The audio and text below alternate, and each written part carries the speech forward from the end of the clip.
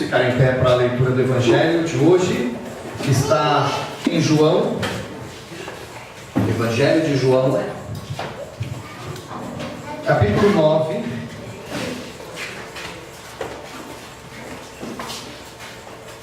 Evangelho de João, capítulo 9,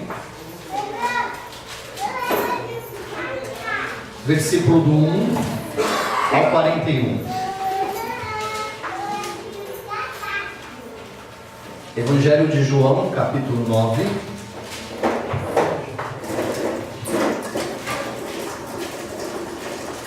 versículo do 1 ao 41.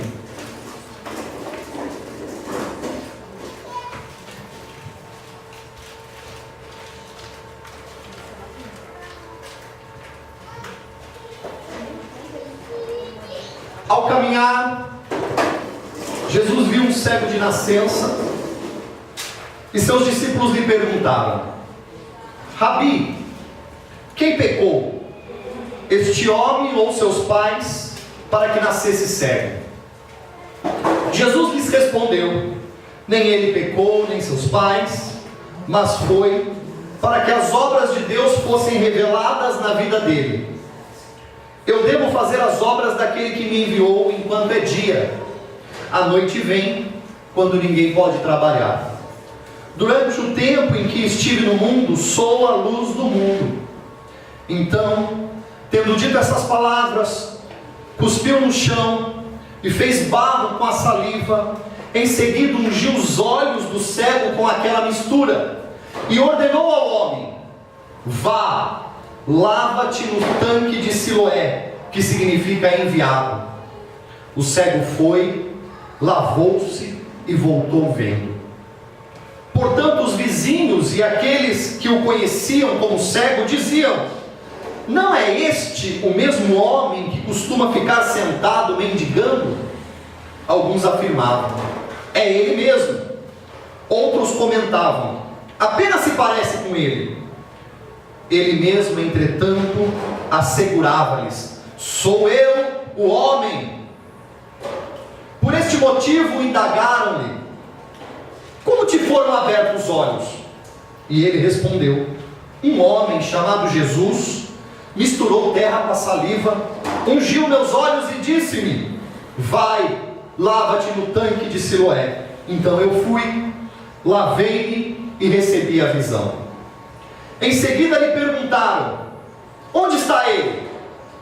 Ao que respondeu: não sei. Então levaram um homem que fora cego à presença dos fariseus, e era sábado quando Jesus fez aquela mistura de barro e abriu os olhos do homem cego. Então os fariseus também lhe inquiriram como receber a visão, e o homem tornou a explicar: ele aplicou barro aos meus olhos, lavei-me e vejo. Por esse motivo alguns dos fariseus alegavam: esse homem não é de Deus, porque não guarda o sábado. Outros murmuravam: como pode um homem, sendo pecador, realizar milagres como esses? E novamente houve divisão entre eles. Uma vez mais perguntaram ao homem que fora cego: que dizes tu a respeito dele, pelo fato de que abriu os teus olhos? O homem asseverou-lhes: ele é um profeta. Contudo, os judeus não acreditaram que ele fosse cego e havia recebido a visão, até que fossem chamados os pais daquele que recebera a visão. Então o interrogaram: é este o vosso filho, o qual vós dizeis que nasceu cego? Como então ele pode ver agora? Os pais lhes responderam: sabemos que ele é nosso filho e que nasceu cego, mas não sabemos o significado de ele estar vendo agora, e também não sabemos quem lhe abriu os olhos. Perguntai a ele, já tem idade, ele falará por si mesmo.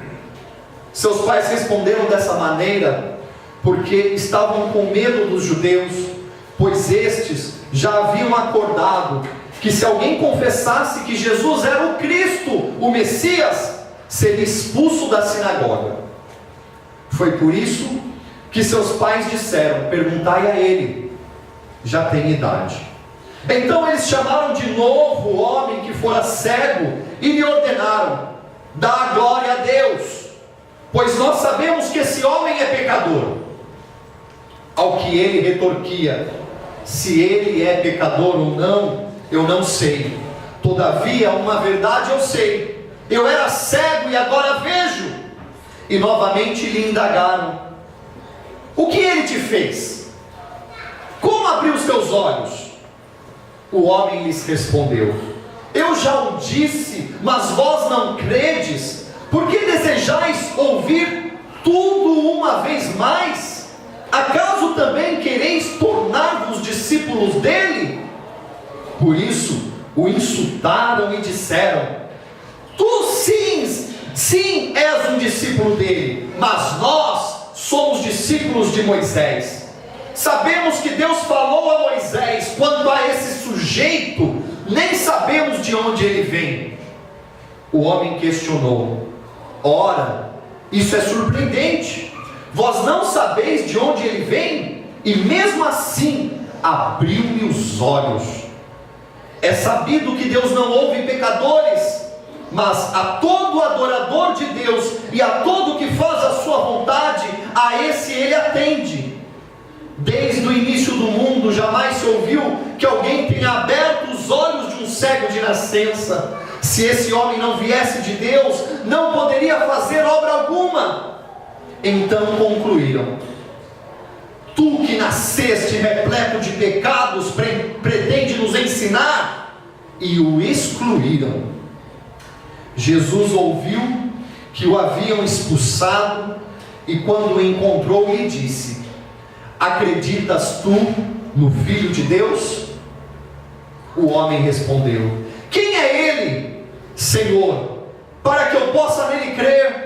E Jesus lhe assegurou: tu o estás vendo, é este que te fala. Então declarou o homem: Senhor, eu creio. E prostrando-se diante de Jesus, o adorou. Então revelou Jesus: eu vim a este mundo para julgamento, a fim de que os cegos vejam e os que veem se tornam cegos.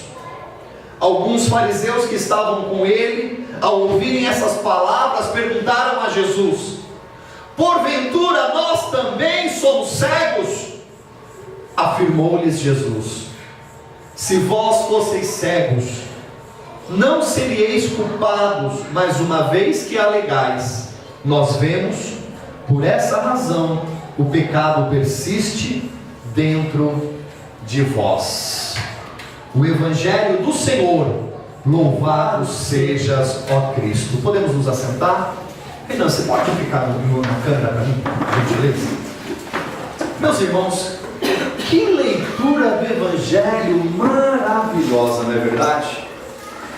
E o mais interessante é que João, ele vai contando para nós com detalhes. Na verdade, esse trecho do Evangelho de João é uma narrativa que daria até para a gente encenar com detalhes o que estava acontecendo aqui. Esse cego não era um cego qualquer, não era um homem que se tornou cego, não era um homem que sofreu um acidente, que nasceu vendo e que sofreu um acidente qualquer e por isso se tornou cego, não. Este era um homem cego de nascença. Ele nasceu cego, ou seja, ele nunca viu a luz do dia, ele nunca pôde ver os seus pais. Esse homem não podia ver quem era Jesus. Esse homem nunca pôde ver ninguém. Ele era cego de nascença. E deixa eu te dizer, a teologia judaica no tempo de Jesus dizia que aqueles que nascessem cegos estavam nascendo cegos como uma punição de Deus por seus próprios pecados. Ou seja, eles acreditavam que a pessoa poderia pecar mesmo antes de nascer. Então seria um pecado que uma pessoa cometeu ainda dentro da barriga da sua mãe, quando estava sendo gerado, no estado gestacional.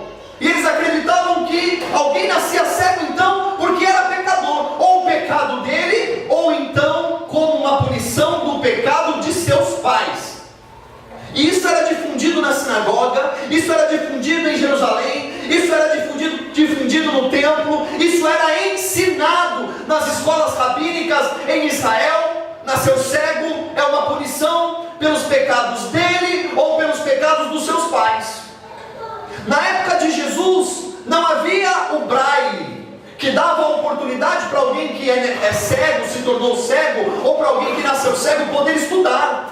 Hoje quem nasce cego pode ler, hoje quem nasce cego pode trabalhar, hoje quem nasce cego pode fazer até uma faculdade, pode se formar, pode concorrer a cargos públicos ali, de acordo com a sua situação. Mas no tempo de Jesus não era assim. No tempo de Jesus, alguém que nascia cego não podia ler, não podia ir para a escola, não podia aprender a escrever, não ia aprender, não ia se formar, não ia se tornar ninguém. O que restava para alguém que nascesse cego no tempo de Jesus era ficar à porta do templo, era ficar na entrada da cidade mendigando, abandonado ali, vivendo do que as pessoas davam. Se davam esmola para ele, ele tinha então o que comer. Se não davam esmolas para eles não tinham o que comer, e nem como se manter, e nem como viver. Essa era a situação de um cego de nascença, ou alguém que se tornara cego no tempo de Jesus. Vivia mendigando do que as pessoas que passavam ali lhe davam, e ele ia viver assim para o resto da sua vida. Ficava ali pedindo esmola, ficava ali rejeitado, ficava ali abandonado, não podia ir na sinagoga, não podia, porque ele era um pecador. Por isso que ele era um cego. Ele não podia ir num templo em Jerusalém, porque ele era um pecador, porque ele era um cego. Então era alguém que era excluído, era alguém que, além do seu sofrimento pela cegueira, ele tinha um sofrimento sociológico, um sofrimento emocional, um sofrimento psicológico que ele carregava a vida inteira, de abandono até de Deus.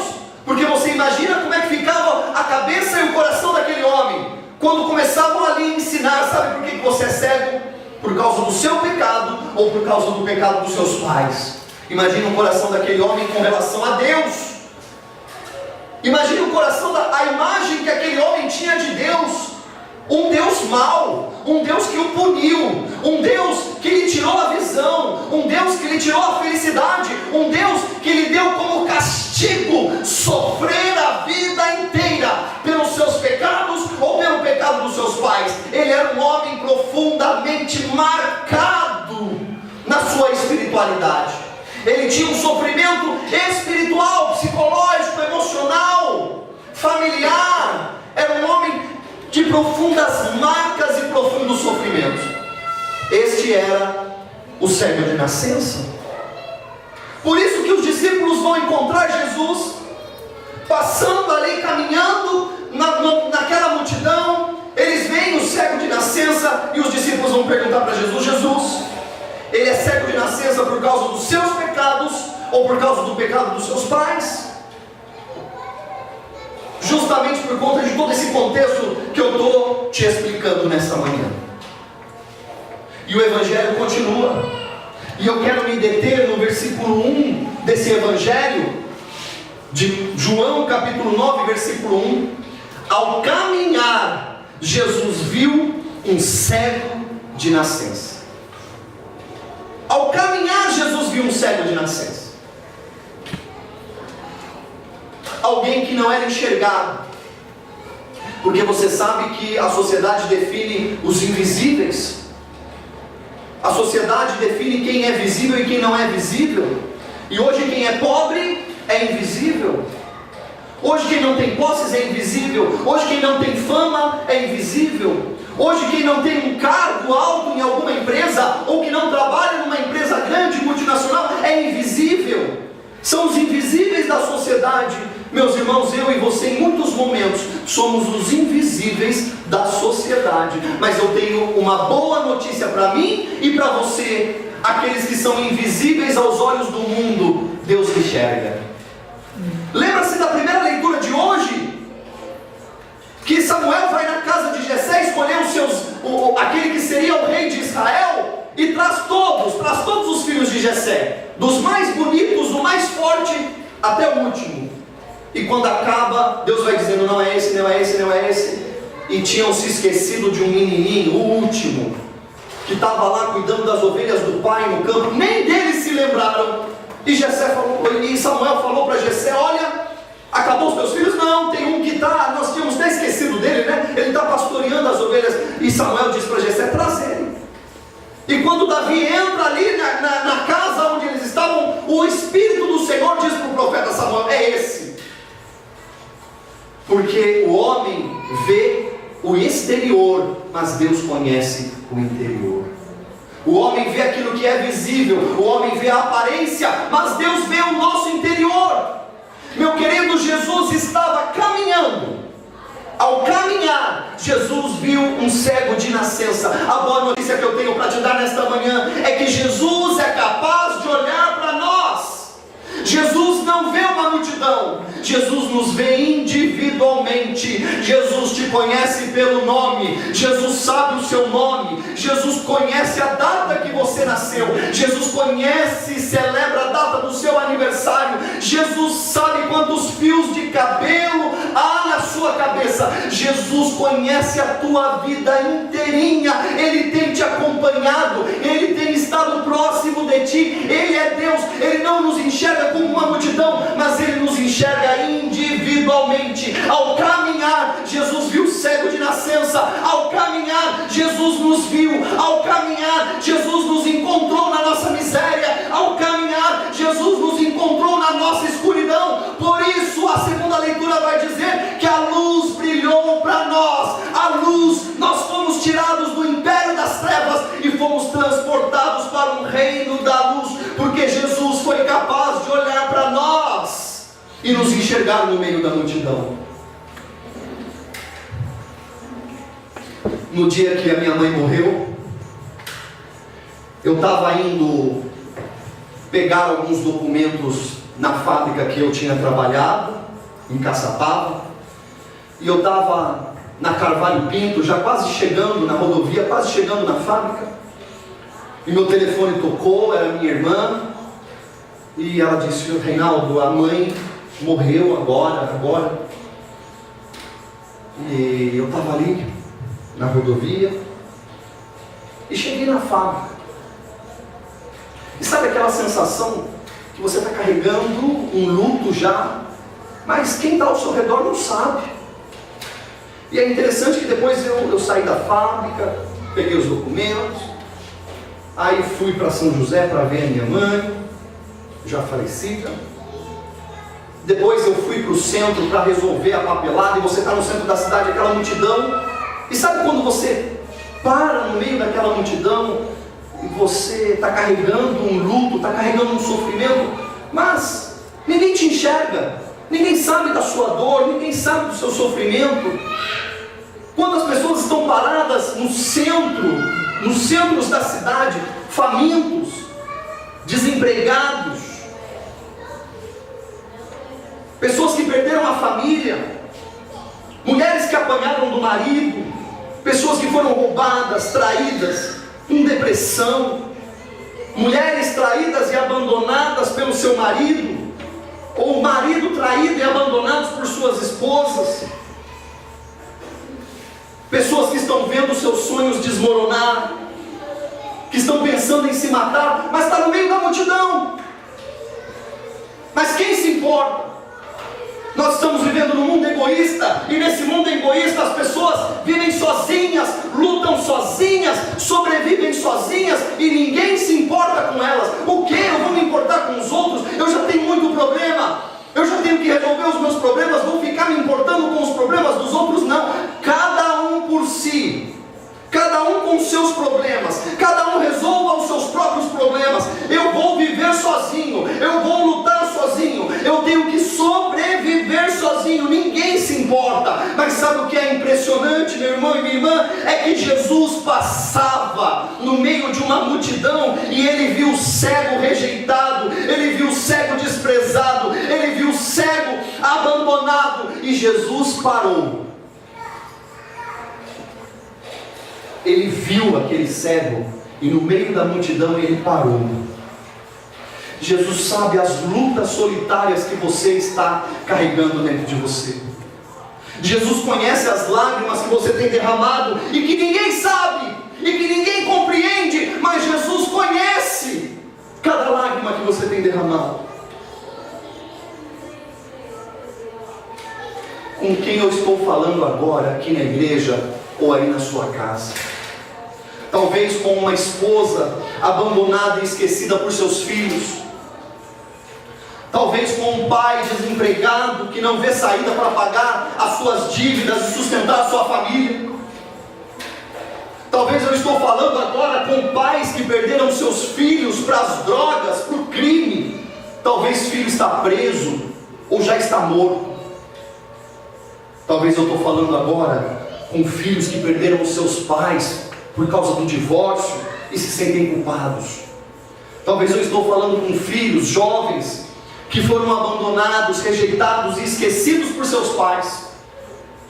Filhos que nasceram numa família disfuncional e mesmo sem escolherem nada, inclusive filhos que dizem: eu não escolhi nascer, eu não pedi para nascer, e que carregam um fardo pesado da culpa pelos vícios e erros dos seus pais.